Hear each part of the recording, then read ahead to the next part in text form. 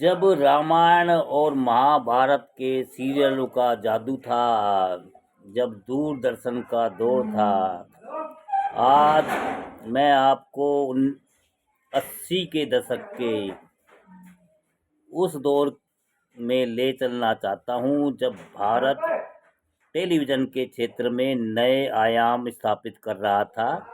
वह समय केवल मनोरंजन का नहीं बल्कि सामूहिक अनुभव का समय था।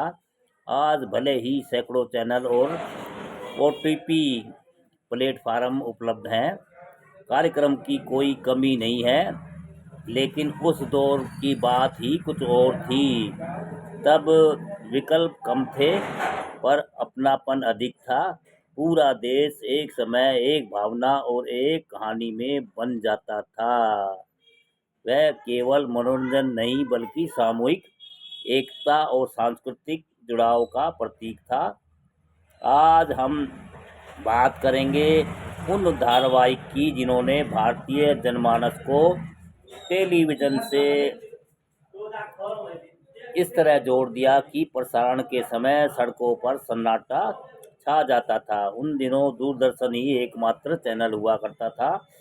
मनोरंजन के साधन सीमित थे, लेकिन जो भी थे वह पूरे देश को एक सूत्र में बांध देता था। 1982 में दूरदर्शन पर प्रसारित होने वाले लोकप्रिय कार्यक्रम चित्रहार लोगों के बीच अत्यंत प्रिय था।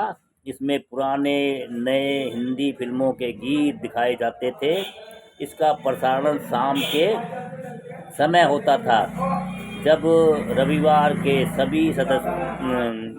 सभी सदस्य दिन भर के काम से निवृत्त होकर एक साथ बैठते थे, तो टेलीविज़न के सामने बैठना एक पारिवारिक अनुष्ठान जैसा बन गया था। हमें भली भांति याद है दूरदर्शन का पहला लोकप्रिय धारावाहिक हम लोग जुलाई 1984 में प्रारंभ हुआ। यह मध्यम वर्गीय परिवार की कहानी थी और लगभग 150 एपिसोड तक चला। इसके पात्र इतने वास्तविक लगते थे कि दर्शक उन्हें अपने परिवार का हिस्सा मानने लगे थे। इसके बाद 1986 में बुनियाद का प्रसारण हुआ, जो भारत के विभाजन और उसके सामाजिक प्रभाव पर आधारित था। इस धारावाहिक ने लोगों के हृदय को गहराई से छुआ। फिर आया वह ऐतिहासिक क्षण, जनवरी 1987 में रामानंद सागर की रामायण का प्रसारण आरंभ हुआ। वह केवल एक धारावाहिक नहीं बल्कि एक आध्यात्मिक और सांस्कृतिक आंदोलन बन गया था। रविवार सुबह 9:30 बजे से ही इसका प्रसारण शुरू होता और पूरा देश थम सा जाता था। सड़कें सूनी हो जाती थी, अपनापन अधिक था। पूरा देश एक समय, एक भावना और एक कहानी में बन जाता था। वह केवल मनोरंजन नहीं बल्कि अपनापन अधिक था।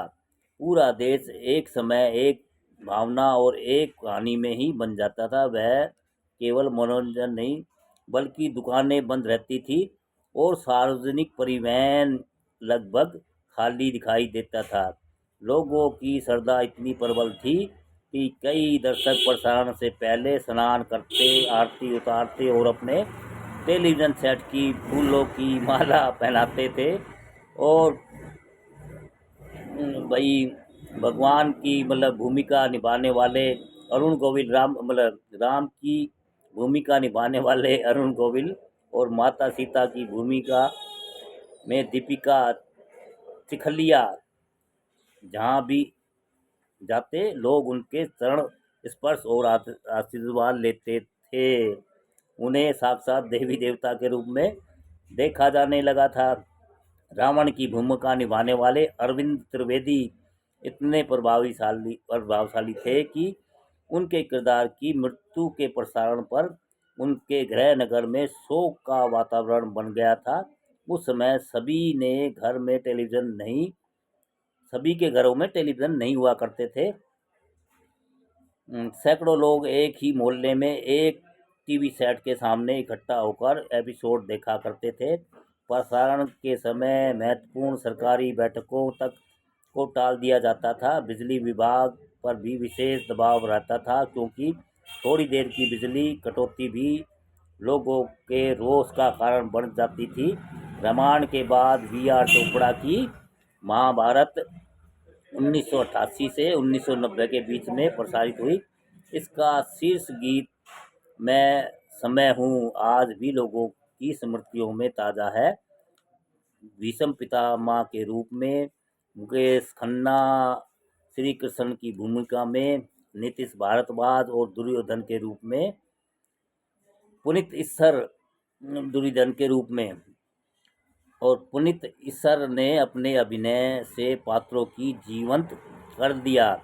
महाभारत केवल एक पौराणिक कथा या काल्पनिक कथा कहते हैं लोग नहीं थी, बल्कि नीति, धर्म, राजनीतिक और मानवीय संबंधों की गहन व्याख्या थी। इसके संवाद इतने प्रभावशाली थे कि लोग उन्हें याद कर लिया करते थे। हर एपिसोड के बाद घरों में उस दिन की कथा पर चर्चा होती थी, मानो कोई पारिवारिक गोष्ठी चल रही हो।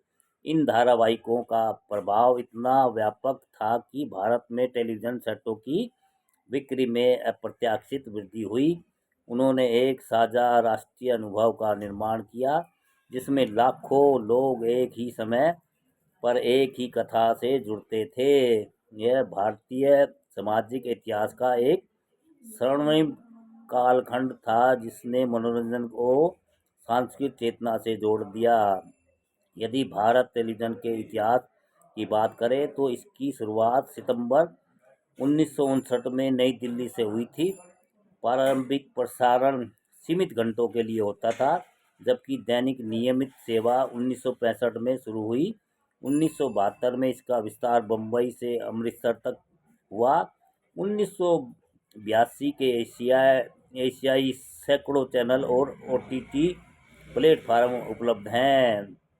कार्यक्रम की खेलों ने रंगीन टेलीविज़न की शुरुआत कर देश में एक नया युग आरंभ किया। इसी पृष्ठभूमि में 80 का दशक भारतीय टेलीविज़न का स्वर्णिम युग बन गया। आज भले ही सैकड़ों चैनल और OTT प्लेटफार्म उपलब्ध हैं, कार्यक्रम की कोई कमी नहीं है। सांस्कृतिक जुड़ाव का प्रतीक था। दोस्तों, रामायण भैया बाद लोग कहते हैं काल्पनिक है, महाभारत काल्पनिक भाई होगा, पर लोगों को इतना सोचने समझने का मौका नहीं था। पर वो उसमें जो उसके डायलॉग थे, उनका जो चित्रण करते थे लोग, वो उनको ऐसा असली ही लगता था कि जैसे वो सच में ही हो। पर लोग मानते हैं, पर जो पढ़े लिखे लोग हैं उनको तो पता है कि भाई ये लोगों के दिमाग में मतलब डाइवर्ट करने का या जो भी है धार्मिक आधार पे या जो भी अपनी अपनी सबकी समझ है दोस्तों।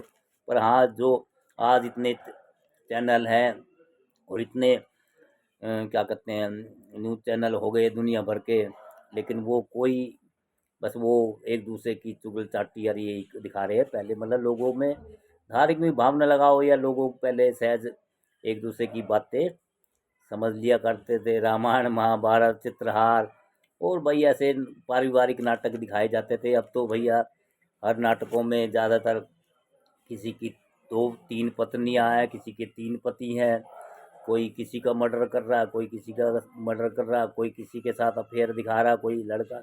तो ये आजकल तो भैया जैसा माहौल वैसा लोग देखना चाह रहे हैं, वैसी चित्रहार जनता दिखा रही है। अब वही चित्रहार क्या कितने गाने सुनो। पहले वो बुधवार को आता था चित्रवार, और मेरे ख्याल तो कभी शुक्रवार को भी आता था। तो दोस्तों, पुरानी बातें अखबार में थी ये स्टोरी, तो भाई मेरे को अच्छा लगा, तो मैंने सोचा कि अपने विचार रख दिए जाए दोस्तों। हाँ।